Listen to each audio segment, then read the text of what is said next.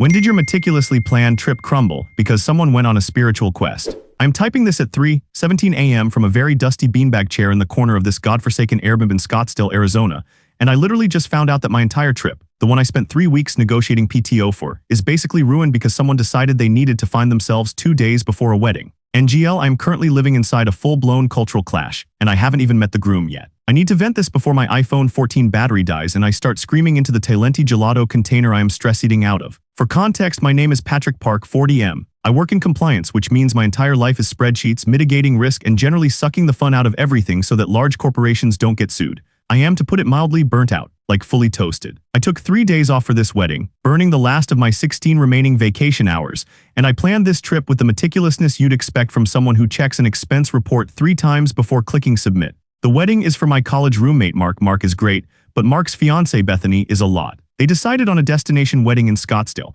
which meant renting a massive 7-bedroom house called the Hacienda Oasis. I know, for the entire week to house the bridal party and the groomsmen. I shelled out $450 for my share of the week, plus the $347 flight that was delayed 3 hours in Dallas. I needed this to be chill. I needed to sit by a pool and read a book about the fall of the Roman Empire, not deal with interpersonal chaos. The chaos started Tuesday at 11:47 a.m. when I was sitting on a Zoom call about Q4 projections. I got a string of texts from Mark, who usually texts like a grandpa single sentence, capitalized first letter, period. These were rapid fire, all caps, and full of typos. Mark, dude, I need you to call me now. Mark, seriously, call back. Mark, he did it again. This is insane. I messaged my boss claiming a sudden migraine. I'd used the unforeseen plumbing emergency last month, so I had to vary the excuse, hung up, and called Mark back. Pat, man, you are not going to believe this. Mark's voice was high-pitched, like he'd been breathing helium. Try me, Mark. Did you lose the rings? Did you decide to elope? Because honestly, if you did, I'd respect it. No, worse, Ethan Bylade. Ethan Lewis, the designated best man, Mark's childhood friend, and the reason Id committed to wearing a slightly too tight salmon-colored tuxedo. Ethan Bylade, like he's running late? No, Pat, he Bylade. BAILED, he sent me a text at 5:30 a.m. saying he needed to realign his chakras and that flying to Arizona was interfering with his vibrational frequency. He's literally going to a silent retreat in Northern California instead. I sat there in my tiny apartment 3B looking at my sad IKEA desk, feeling my eye twitch. He quit being your best man to find his vibrational frequency. Yes, the wedding is Saturday, the rehearsal dinner is tomorrow. He was supposed to manage the entire seating chart drama for Bethany, which is currently sitting on my laptop and is 78 pages long. I am down a groomsman, Pat. This is a catastrophe. I breathed out slowly. I'd seen this coming, TBH. Ethan was always flaky, a walking, talking red flag who once tried to pay for a group dinner with an antique silver coin. But still, 2 days before, the absolute disrespect. Okay, Mark, breathe, it's fine, we can find someone. Can we get Greg? Greg was another friend, slightly less flaky. No, Bethany vetoed Greg because he wears boat shoes with suits. Apparently, that is a mortal sin in her family's social circle. We have to maintain the 7-7 symmetry for the photos, Patrick. 7 and 7, it's the only thing keeping Bethany from having a total meltdown. I could hear the fear in his voice. So what are we doing? We have to replace him immediately, and this is where it gets messy. Remember that massive Airbnb we got, the Hacienda Oasis? Yes, the one where I am paying $450 to sleep next to a running fountain. Well, Bethany had reserved the 7th bedroom, the small one by the garage, for Ethan. Now it's empty. And she decided in her infinite wisdom that to save the 7-7 symmetry, we need an emergency replacement who is already in Scottsdale and who can wear the salmon tux. I did the math quickly. You're saying I have to find a guy who happens to be in town, is roughly 5'11" and 180 pounds, and who isn't a known boat shoe wearer. No, Pat, I'm saying Bethany already found someone. Actually, 2 people. She double-booked the room and is making them compete for the tux. I know, I tried to talk her out of it, but she said it would be content for her TikTok wedding montage. I literally cannot. My stomach dropped. I hated reality TV-style drama. I especially hated being forced into it when I just wanted a quiet corner in my book. Mark continued, rushing through the details. So the people are arriving today. You and I are the first groomsmen there. You need to smooth things over. Make sure they don't kill each other. I'm still dealing with the floral arrangements and the fact that the caterer only takes Cash App. I wanted to hang up and go back to my spreadsheets. Dealing with corporate compliance was less stressful than this, but Mark was my friend. Fine, send me the details on the contenders. This is where the cultural clash part of the theme comes in, and this is the part where my quiet, ordered life shattered. The email arrived 10 minutes later, titled the REPLACMENTS. Replacement candidate A. Donna Green, 57F. Wait, F female. I called Mark back immediately. Did you seriously book a woman to wear the groomsman tux, the salmon one? She said she's an inclusive ally and can manifest the masculine energy. Pat, I don't know what that means. Bethany found her on some sort of entrepreneurial retreat forum. Donna Green, 57F. Her description noted she was a wellness entrepreneur and abundance coach, and she was flying in from Orlando, paying her own way, which frankly scared me more than anything. Her pre-submitted bio included the phrase, "I specialize in leveraging essential oils and maximizing passive income streams through the art of positive visualization." I recognized the jargon instantly. Donna was an MLM hun, a high-level, probably diamond status multi-level marketing enthusiast,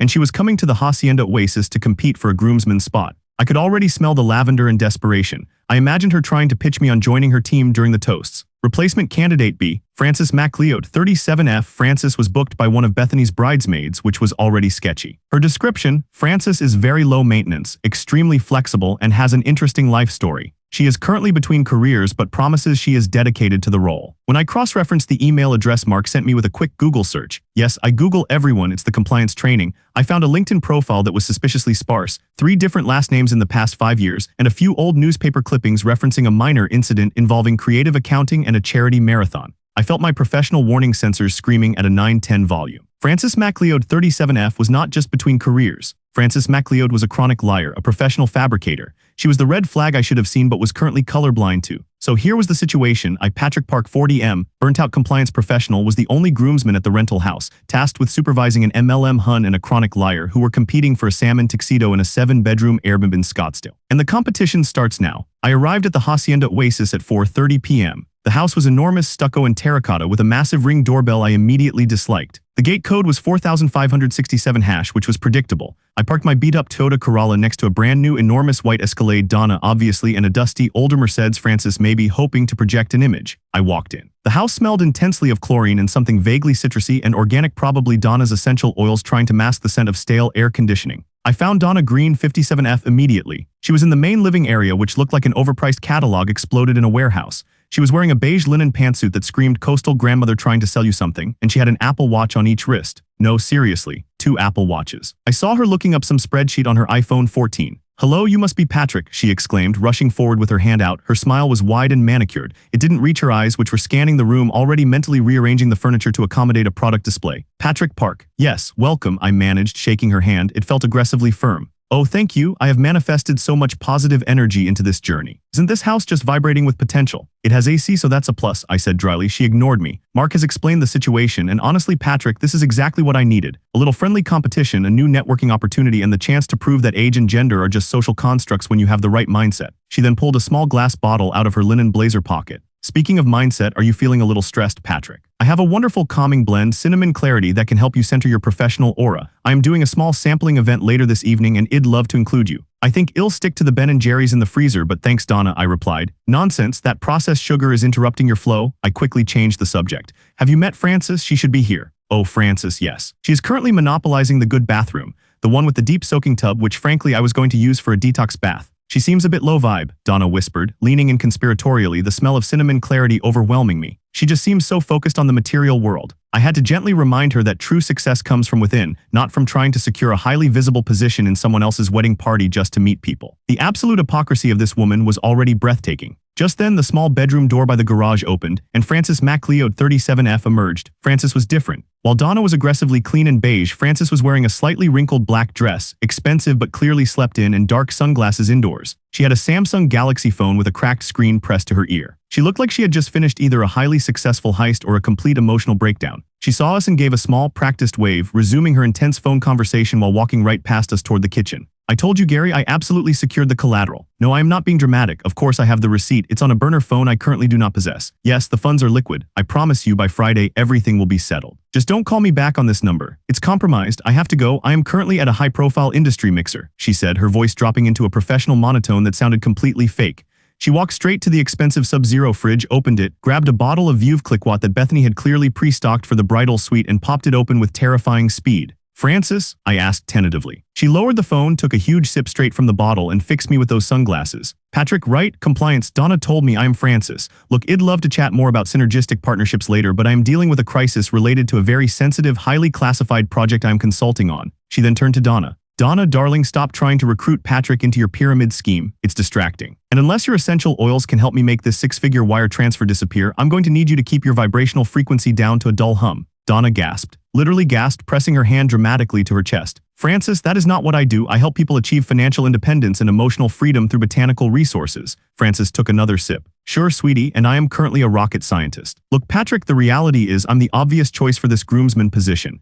I have excellent conversational skills, I can lie convincingly to annoying relatives, and honestly, I look great in salmon. I already tried on the shoes and they fit perfectly. I'm dedicated." Wait, you tried on the tux already? It's in Mark's luggage, I said, feeling a knot forming in my chest. A good consultant always anticipates need, Frances replied, winked, and then went back to her phone call, which suddenly involved talking about Bitcoin and offshore accounts. Donna was vibrating with rage and cinnamon clarity. She is literally a confidence artist, Patrick. I ran her name through my proprietary social circle vetting software. It's an advanced algorithm based on alignment and aura readings, and she came up as high risk. High risk. I am here to bring integrity and a solid foundation to this event, not fraud. And I'm here to sell oils to the wedding party, Frances muttered, not looking up from her phone. This was already worse than Mark described. I was caught between an aggressive MLM predator and a seasoned con artist. The thought of having either of them standing next to me in a salmon tuxedo filled me with dread. My compliance brain was short-circuiting. Okay, look, I tried to mediate. We need to set some ground rules. The point of this weekend is to support Mark and Bethany, not to recruit clients or commit felonies. You are both guests until Saturday morning. There is a sheet of rules for the house: no food in the pool, only use the guest towels in the hall closet, and definitely no discussions of finances or personal business at the rehearsal dinner. Agreed, Frances laughed. Oh, Patrick, you sweet, naive man. The rule book is always negotiable. Donna, however, latched onto one detail. Guest towels, but I brought my own specialized microfiber spa linens infused with organic essential mineral blends. They maximize moisture retention and are the key to unlocking peak dermal health. Where am I supposed to put them if I can't use the hall closet? I took a deep breath. The hall closet has the standard white Costco towels, Donna. Use those. We don't need peak dermal health for a wedding. We absolutely do, she insisted. It's about projecting abundance. I gave up on rules. I needed a beer, or maybe 3. Later that evening, after Mark called me 27 times in 1 hour to check on the groomsman dynamic, the tension reached critical mass. Frances had retreated to her room by the garage, occasionally emerging to make vague, loud calls about closing the deal by end of day. Donna was attempting to do an impromptu aura cleansing workshop on the patio for the house cleaner, who looked visibly terrified. I was sitting by the pool, desperately trying to focus on my book about Rome, when I heard the dreaded sound, the whirring and clicking of the Ring doorbell. It was 7:00 p.m. The first group of guests were arriving, a mixed bag of early bridesmaids and a few distant cousins. I braced myself for introductions.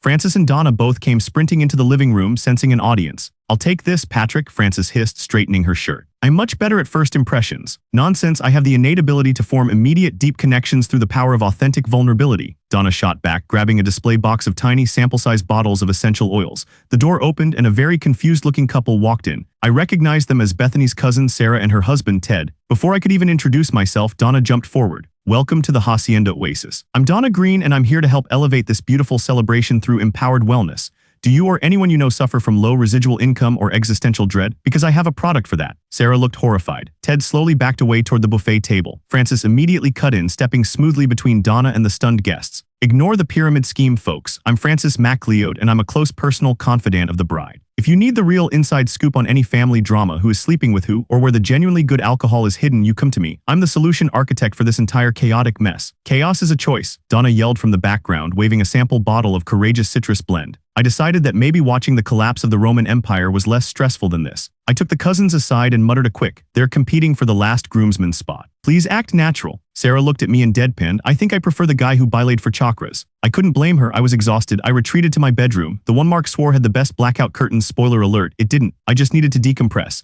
I knew this competition had to end soon, preferably before someone got hurt or Mark had to start accepting Zelle payments for his honeymoon fund. I was scrolling mindlessly through TikTok, watching clips of people doing elaborate makeup routines I didn't understand, when I heard a faint scratching sound coming from the wall next to my headboard. I paused my phone, scratch, click, tap. It sounded like someone was trying to pick a lock, or maybe just a very enthusiastic termite. My compliance training kicked in. Risk mitigation. I slowly got up and walked toward the noise. The noise was coming from the tiny service closet directly across the hall from my room. This closet was supposedly where the main circuit breaker and the Wi-Fi router lived, but it was currently locked with a heavy-duty deadbolt that looked newer than the rest of the house. Click, scrape, pause. I put my ear right up against the wooden door. I could hear faint breathing and the distinct scent of organic linen and cinnamon clarity. It was Donna. "Donna," I said, my voice barely above a whisper. The scratching stopped instantly. Silence. "Donna, I know that's you. What are you doing?" "Patrick, hello." Her voice was cheerful but slightly strained, like she was holding something heavy. "Just manifesting the perfect signal strength. This house has terribly low vibe bandwidth, and I simply cannot finalize my team's Q2 sales strategy with this latency." "It's a service closet, Donna.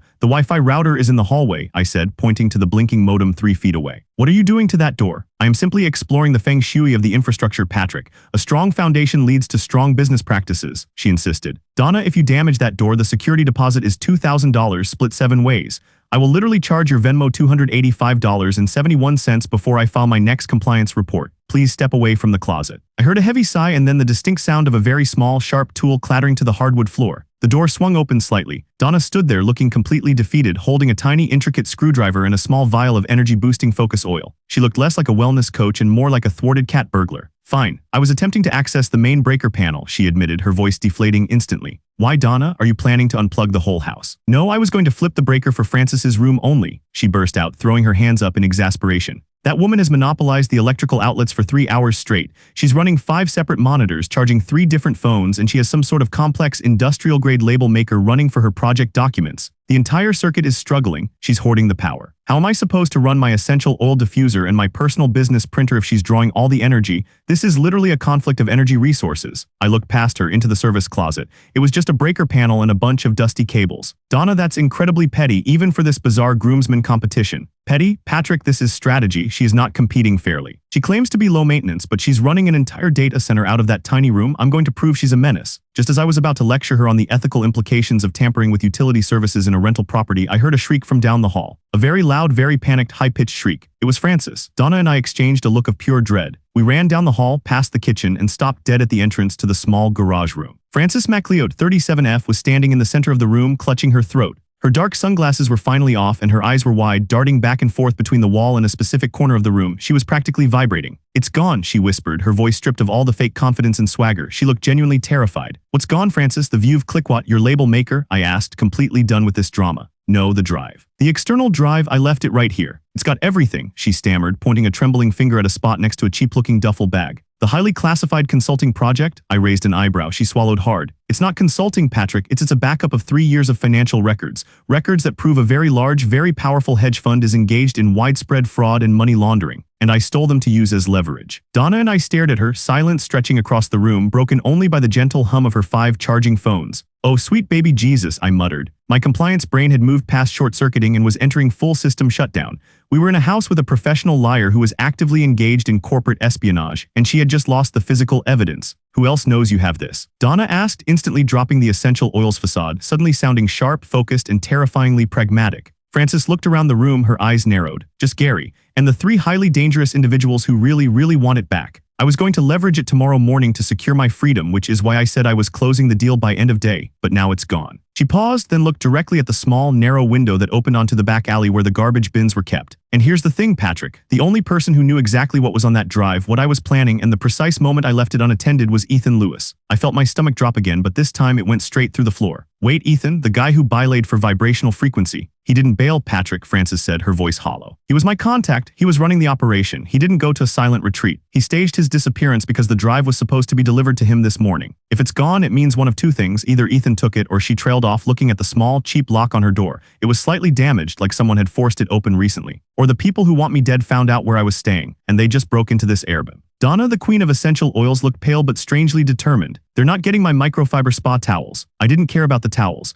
I was suddenly sweating profusely, imagining my face plastered all over the news as the compliance professional who harbored financial fugitives in a Scottsdale rental. My career, my retirement plan, my ability to afford decent coffee, all of it was flashing before my eyes. Okay, I said, trying to force calm into my voice. Stay right here. Don't touch anything. I'm calling Mark. We need to get the Ring doorbell footage right now. We need to know who came in. I pulled out my phone, hands shaking, and scrolled to Mark's contact. Before I could hit dial, Frances grabbed my arm. Her grip was surprisingly strong. Patrick, you can't. That footage doesn't just go to Mark. It goes to Bethany, and Bethany is Ethan's cousin. I paused, finger hovering over the screen. Wait, you're telling me that the best man, the one who bilayed, is the cousin of the bride, and he's also an accomplice in your corporate fraud scheme? Frances nodded slowly. And if Bethany sees the footage, she'll delete it to protect him, or worse, she'll send it to his contact before we can even react. Patrick, we can't trust anyone in this wedding party right now. We have to secure that footage ourselves. She looked at me, then at Donna. You're a compliance guy, Patrick. You're methodical. You know how security systems work. Donna, she said, turning to the MLM hun who was staring intently at the tiny damaged lock, you tried to access a breaker box 10 minutes ago, which means you're good at clandestine entry. You two are my only hope. We have to break into Mark and Bethany's shared iCloud account, find the Ring app, and download the footage before they wake up tomorrow morning. We need to go max privacy settings on this house right now. I looked at the MLM hun and the chronic liar. My professional instincts screamed at me to call the police and my lawyer. But if Frances was right, calling the police would just lead me straight into a massive corporate investigation where I'd be named an accessory. And if the information on that drive was as important as she claimed,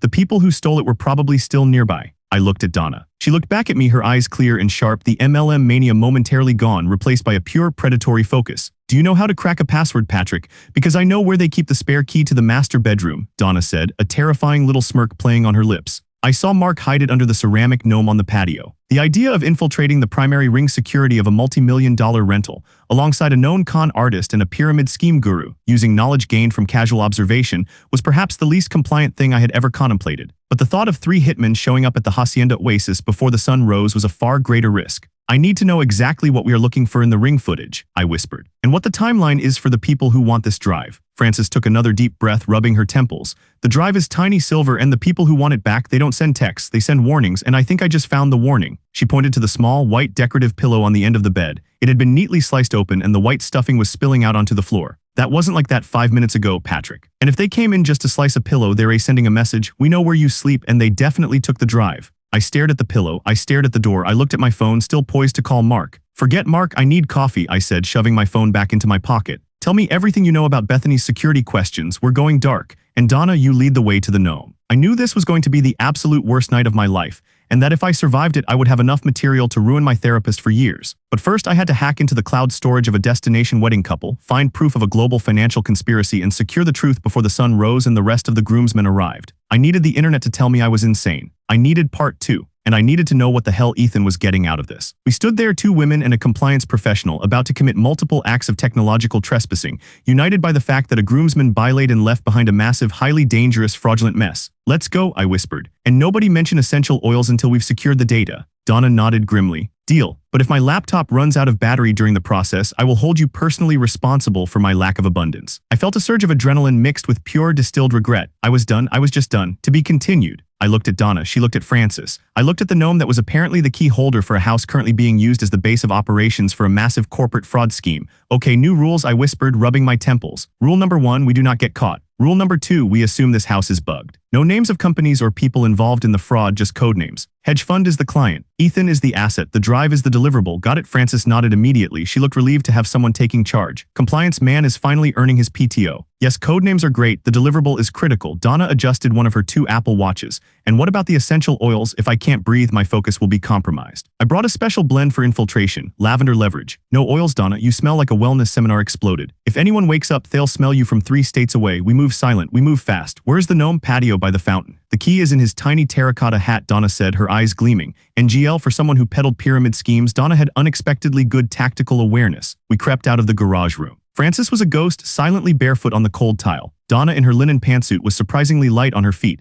I, however, felt like a nervous rhino, convinced the stucco walls were judging me. We reached the master bedroom door after a terrifying minute of navigating the dark living room, which now felt less like a hacienda and more like a high-stakes escape room. Donna reached under the ceramic gnome instantly. Click, she had the key. Donna, how did you know it was there? I whispered, impressed. Mark complained about Bethany moving his things 40 times this week. He vented to me for an hour while I was setting up my aura cleansing station. He said the gnome was the only place she wouldn't think to look. People share their most vulnerable secrets when they think you're not listening, Patrick. It's the key to good networking and excellent infiltration. I realized MLM Huns were basically just information brokers disguised as lavender enthusiasts. Good to know. We were inside the master suite. It smelled faintly of expensive hairspray and Mark's Axe body spray, a clash of cultures in scent alone. The ring controller, a small, square touchscreen, was mounted next to the bed. Mark was sleeping with the noise-canceling headphones Bethany had insisted on, and Bethany was sleeping face down, buried under a duvet, probably exhausted from managing the 7-7 symmetry seating chart. Okay, the ring app, I breathed. It's Mark's phone. Where is it? Frances pointed to the charging stand on Mark's side table. He never uses a passcode on his phone. He says it slows down his life flow. He's also predictable. The unlock pattern is LOVE, drawn over the grid. I wanted to lecture her about data security, but we were breaking into his phone to cover up corporate fraud, so maybe I should shut up. I gently picked up Mark's phone. It unlocked immediately. Okay, ring app. Finding the timeline, I murmured, my compliance focus overriding my panic. I was in a database, just a highly illegal personal one. I found the activity history. We need the time frame when the door was forced open, Frances urged. I'm going back 2 hours. 6:30 p.m. to 8:30 p.m. Focus on the garage side door and the main entrance, I typed, my fingers suddenly steady. The first few clips were mundane. A caterer dropping off a box, Sarah and Ted, the confused cousins, arriving. Then at 7:48 p.m. a clip labeled garage side door sensor activated. We huddled around the tiny screen. The footage was grainy, but the sensor alarm had triggered a short video. It showed the exterior of the house near Frances' room. A dark figure wearing all black and a heavy baseball cap moved quickly. They were carrying something thin and metallic, a crowbar maybe, and they moved with a horrifying, practiced efficiency. They weren't looking for jewelry. The figure slipped into the small door connecting the garage to the outside alley. The sensor went silent immediately. "That's him," Frances whispered, her voice tight. "That gait, the way he holds his shoulders, that's not a professional hitman, that's Ethan." I stared at the screen, heart hammering against my ribs. Ethan. The best man who was supposed to be in Northern California finding his chakras. He came back to Scottsdale, stole critical evidence, and sliced a pillow to threaten his accomplice, Frances. "Why would he steal it back?" I asked, confused. "Wasn't he supposed to receive it?" Frances shook her head slowly. "He changed his mind. Ethan is a coward, Patrick. He was the one who initially reached out to me because he was furious the client hedge fund stiffed him on a consulting gig. He wanted revenge and money. But the closer we got to the exchange, the more nervous he got. He realized how powerful the client is. He didn't bail for his vibrational frequency, he bilayed because he wanted to realign himself with not being murdered." She paused.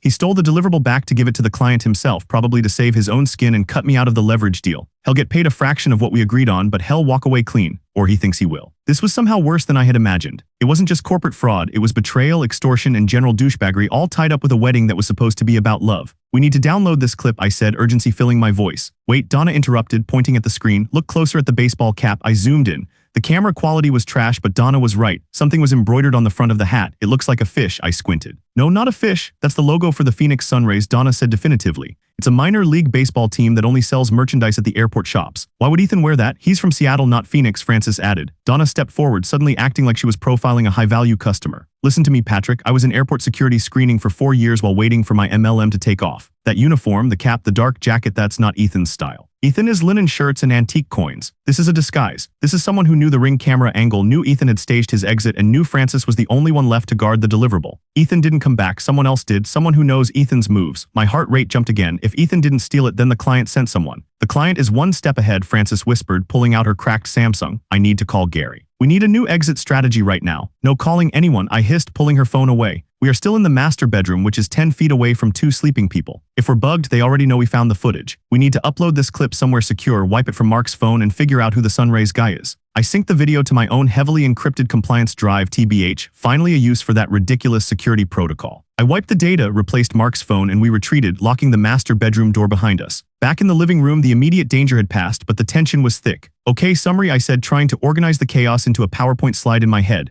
1. The deliverable is gone. 2. It was stolen by an unknown operative wearing a Phoenix Sunrays hat. 3. We now know Ethan is a liar who ditched his friend to save his own butt, and he probably gave up Frances' location to the client to make a deal. Frances was pale. "They will be back. If they know where the deliverable is, they will know I saw them. They won't just slice a pillow next time." Donna was already in problem-solving mode. "We need to make it look like Frances left, like she chased after Ethan. That way when the client operative returns, the threat level drops and they assume the evidence trail ends here." "That's good," I conceded. "But where does Frances go? The wedding is Saturday. The rehearsal dinner is tomorrow night," Frances sighed, running a hand through her messy hair. "Gary can get me a flight out of Sky Harbor tonight. I can be in Mexico by morning. But that leaves the groomsman's spot open and Mark will freak out." "I have an idea," Donna said, tapping the screen of her primary Apple Watch. "I'm taking the groomsman's spot. I will stay here, act as a decoy, and sell essential oils. Nobody will suspect the person actively trying to recruit them into a pyramid scheme is also guarding a fugitive from a corporate hit squad." I looked at Donna Green, the MLM hun, and realized she was the most reliable person in the entire state of Arizona right now. "If you stay, you have to promise to drop the MLM pitch for the rehearsal dinner," I said, exhausted. "Deal. I will simply project confidence and abundance without trying to monetize it." For 24 hours, she agreed. The plan was set. Frances packed her duffel bag with terrifying speed. She left the Mercedes keys under the houseplant near the front door. I drove her to the airport at 1:30 a.m. trying to look casual in my borrowed, slightly wrinkled rental car. "Patrick, thank you. You were the only honest person in this house," Frances said, pulling her hood up at the curb. "I only help because I hate fraud more than I love spreadsheets." "Stay safe, Frances, and maybe stick to charity marathon accounting next time," she managed a weak smile. "I'll try. Look, if the client sends anyone else, they will be looking for the deliverable. But they will also be looking for me. Make sure Donna keeps the focus away from the garage door." I watched her disappear into the security line. I went back to the Hacienda Oasis, feeling like I had just participated in a low-budget spy movie. Update: Friday morning, rehearsal day. I finally got 3 hours of sleep, interrupted only by the residual paranoia that every noise was a Sunrays-hatted operative coming to slice my pillow.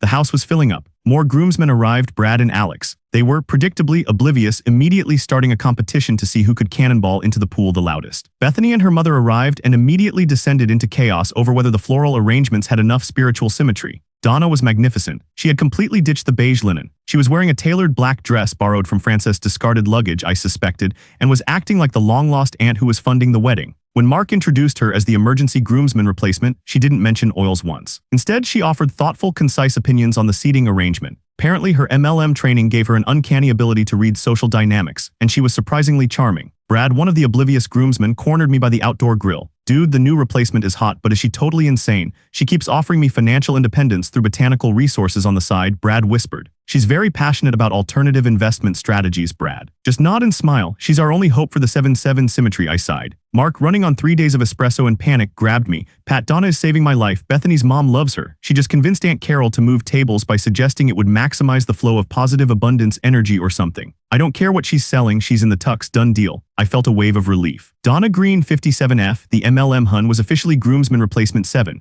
Francis MacLeod 37F, the chronic liar and corporate fugitive, was safe for now. The rehearsal dinner was a blur of forced smiles and expensive canapes. I avoided Bethany, who was already on her 3rd glass of Pinot Grigio and was screaming about the font size on the menu. Donna, meanwhile, was holding court at the head table, listening intently to the maid of honor's recent breakup drama. She was a master social chameleon. The only tension came from an unexpected source. During the toasts, Mark thanked everyone, especially me, for helping him manage the chaos. Then he mentioned Ethan. We all wish Ethan was here. He's out finding his peace, which is great, but we miss him, Mark said, raising his glass. Donna, standing next to me in the ridiculous salmon tux. It actually fit her perfectly, which was unnerving, leaned in close. Look to your left, Patrick, 3rd table in by the potted palm, the woman in the magenta blazer. The one glaring at me, Donna murmured. I looked. A sharp-featured, severe woman in her early 50s was staring at Donna with an expression of pure, unadulterated hatred. Who is that? That is Veronica, diamond-level recruiter in my main competitive MLM, Oralife. I beat her out of a major territory 3 years ago. She is ruthless, Patrick. She knows exactly who I am, and she knows I am not supposed to be here, Donna whispered. Is she a corporate hitman? I asked, dead serious. Worse, she's a rival MLM Hun. She'd cut me out of this wedding just to steal my networking contacts and post about it on LinkedIn. My professional crisis had just evolved into an MLM gang war. This was peak cultural clash. Just ignore her, Donna. Focus on projecting abundance. I'm trying, but I can feel her low-vibe energy contaminating my field, Donna stressed. Saturday, wedding day, the final showdown. The wedding was at 4:00 p.m. The house was a circus of makeup artists, sweating photographers, and panicked family members. My anxiety was at a breaking point. The financial fraud was still out there, the deliverable was still gone, Francis was hiding in Mexico, and I had a rival MLM operative breathing down my neck. I was getting ready, knotting my tie, a task I always found disproportionately stressful, when I got a string of texts. Not from Mark, from Francis. She was using a burner phone. Francis, Patrick, need you to check the house safe. Mark's safe. It's in the master closet. Pin is 1014. It's his college dorm number. Francis, what is going on? I thought you were gone. Francis, the Sunrays operative isn't working for the client. They're working for Ethan. Me, what, Francis? Ethan double-crossed everyone. He took the deliverable and then he sold me out to the client. But the client isn't the only one he betrayed. He also stole something from Mark, something small but valuable. He confessed this to me a month ago when he was drunk, but I didn't realize until I spoke to Gary this morning. My brain felt like a dry sponge being hit with a hammer. I was being forced to play detective for a series of escalating frauds. Patrick. The photographer needs you outside for the salmon tux ensemble shot. Mark yelled from the hallway. Gotta go, Mark. Sudden professional obligation. I bolted into the master bedroom. Mark and Bethany were gone, already at the venue. I opened the master closet door. There was a cheap-looking safe hidden behind a pile of Bethany's designer shoes. I punched in 1014. The safe clicked open. Inside, there was no cash, no jewelry. Just a small, thick stack of papers bound with a rubber band and a single, pristine antique silver coin. The same coin Ethan once tried to use to pay for a group dinner. I pulled out the papers. My blood ran cold. They were copies of the deed and mortgage documents for this very Airbnb, the Hacienda Oasis. But there were also notarized documents indicating a third party had secured a very large, private, short-term loan against the property, due in full on Monday. And the signature looked suspiciously like Mark's, though slightly shaky. Mark didn't own this house. Ethan did, or Ethan was supposed to. I scrolled through the documents. Ethan Lewis, the asset, was supposed to close on this rental property the month before the wedding. He had bragged to Francis about leveraging his consulting fees to get into real estate. He bought it specifically as a destination wedding venue for Mark and Bethany as a huge, generous gesture. But somewhere between the time he bought it and the time he decided to find his vibrational frequency, Ethan had gotten into massive financial trouble, probably related to the corporate fraud, and had leveraged the house as collateral for an emergency loan that he couldn't repay. Ethan didn't bail for chakras or fear of the client. He bylaid because he was about to lose the house, and he knew the bank would seize it on Monday, ruining the wedding and exposing his gigantic lie to Mark, who thought the house was just a regular, overpriced rental. The Sunrays operative wasn't after the deliverable. He was after these papers, the leverage that proved Ethan had committed mortgage fraud and that he was about to lose everything. Ethan was just trying to protect his remaining assets, including the stupid antique coin. I immediately texted Francis, it's the house. Ethan was losing the house to a private loan. The papers are here. Francis, bingo, he set up the wedding here as a distraction. The Sunrays guy is probably a private investigator working for the loan sharks trying to prove Ethan is hiding assets. Ethan didn't want the wedding ruined, so he made up the chakra story and tried to clean up the paper trail before Monday. He's not a spy, he's just a huge idiot. I sat on the closet floor, surrounded by shoes, feeling sick. This entire week, the cultural clash, the MLM Hun, the corporate espionage, it was all a diversion from the basic, boring truth. Ethan Lewis was a terrible friend who couldn't manage his finances and had committed mortgage fraud to save face. My compliance brain re-engaged, hitting red line. This wasn't just about a groomsman, this was about protecting Mark from being financially entangled with a sinking ship. I quickly photographed every document. I put the originals back in the safe, closed it, and hid the antique coin in my pocket. If I was going down, I was keeping the evidence. I walked out of the master suite just as Donna appeared, adjusting the salmon tux. "Patrick, you look like you just audited your own life choices," she observed. "Worse, Donna, I found proof that the house we are currently standing in is about to be seized by loan sharks. Ethan committed mortgage fraud to save face." I showed her the pictures on my phone. Donna looked at the documents and then at the ornate terracotta tile floor. "My word, Bethany's floral arrangements are the least of their worries. Okay, plan of action. We cannot let Mark find out until after the honeymoon. We need to buy Ethan time to unfuck his life, and we need to protect Mark from liability. And we need to make sure the Sunrays operative doesn't get these papers. He already knows the location, Donna. He's been in the house." Then we leverage the technology. We go full max privacy settings. Donna's plan was brilliantly simple and deeply unethical, which made it perfect. The wedding venue was 45 minutes away. Donna, as the official groomsman, needed to leave immediately. I, as the secondary groomsman, was supposed to leave in 15 minutes. Step 1, Donna would text Mark, claiming the photographers needed more light in the master bedroom and that she was locking the safe with the marriage license inside for safety. This locked the fraud documents inside without raising suspicion. Step 2, I would use my compliance skills to install a heavy-duty commercial-grade security application on Mark's phone, linked to the Ring, giving me admin privileges and the ability to remotely delete, lock, or loop footage. If the Sunrays guy showed up, I could manage the footage. I knew a backdoor VPN that worked on rental property Wi-Fi. Step 3, Donna would use the rehearsal dinner network to figure out who the Sunrays operative was. She had already pegged Veronica, the rival MLM Hun, as potentially useful. Veronica may be my nemesis, Patrick, but she is a master of intel extraction. She knows everyone who is doing anything remotely sketchy in Scottsdale because she views them as potential recruitment targets. I'm going to trade her 2 months of my proprietary Cinnamon Clarity sales data for any dirt she has on Ethan's financial life, Donna stated firmly. "You're leveraging your business secrets for security intel. Patrick, you showed me a slice of pillow and mortgage fraud. My professional integrity is now focused on survival, not sales targets. Go get dressed. Meet me at the venue. I'll text you about Veronica." I rushed to change, my brain calculating risk profiles. My exposure was massive, but the documents were secured, and the Ring was about to be monitored by a professional, me, who was fueled by rage and terrible coffee. During the ceremony, 4:30 p.m., the wedding was actually beautiful, TBH. Mark was crying, Bethany looked stunning, and the symmetry of the 7 groomsmen and 7 bridesmaids was perfect. Donna looked dignified in salmon, occasionally shooting daggers at the severe woman in the magenta blazer, Veronica. During the vows, my phone vibrated in my tuxedo pocket. It was Donna. "Donna, Veronica knows the Sunrays guy. Name is Jerry. He's a local private investigator who specializes in asset recovery for private lenders. He's been looking for Ethan since Tuesday. He doesn't know about the client or the deliverable, just the house mortgage papers. He's high risk but low threat." Me, did she tell you where he's operating from? Donna, he's staying at a Days Inn near the airport. Veronica is paying for the intel with a one-time essential oil consulting session. I hate her. Anyway, he's due back at the Hacienda Oasis at 7:00 p.m. tonight. He thinks everyone will be at the reception. 7:00 p.m. The reception was just starting. Jerry the Pie was coming back for the documents. I needed to be there. I turned to Mark, who was currently kissing his new wife. I waited until they pulled apart. "Mark, look, I have a massive compliance emergency at the rental house. I have to go back. I'll be back for the dance portion, I promise. It's a work thing, highly confidential," I lied easily. Mark, blissfully happy and extremely drunk on love, waved me off. "Yeah, Mango, thanks for everything, you're the best." The anti-heist. 6:45 p.m. I peeled out of the wedding venue parking lot. I drove like a maniac back to the Hacienda Oasis, rehearsing my professional demeanor. I had to look like an official, boring authority figure. That's my superpower. I arrived at 6:58 p.m. I parked the Corolla out front conspicuously. I didn't hide the car. I walked into the house and immediately went to the Ring control panel. I set the garage side door sensor to trigger an alarm that only I would hear, and I set the main door camera to loop the footage of me entering the house and then the house being empty. Max privacy settings engaged. At 7:05 p.m., the internal alarm I set pinged my phone. Jerry the Pie was trying the garage side door. I walked toward the master closet, pulling out my phone. I unlocked Mark's phone and clicked the Ring app, making sure the main door footage was running the loop of me walking in and the house being empty. I heard a faint, frustrated scraping sound coming from the master bedroom window which faced the side yard. Jerry was using a flat tool, probably trying to pry open the lock, exactly as Ethan had probably coached him to do. I stopped outside the master bedroom. I didn't open the door, I just spoke loudly, clearly, and directly into the room. "JRRY, the police are already on their way. I suggest you drop the lock-picking tools and step away from the window immediately." Silence, dead silence. I continued using my sternest compliance auditor voice. "This property is under forensic investigation due to suspected mortgage fraud and asset misappropriation linked to Ethan Lewis. Any attempt to enter or remove documents will be construed as tampering with evidence, which is a federal offense. The house is monitored by 3 separate security agencies, and I have remote access to all recordings." I waited 5 seconds. "The loan documents you are looking for are secured in a location only accessible by law enforcement. Ethan Lewis is currently subject to multiple liens and asset forfeiture proceedings.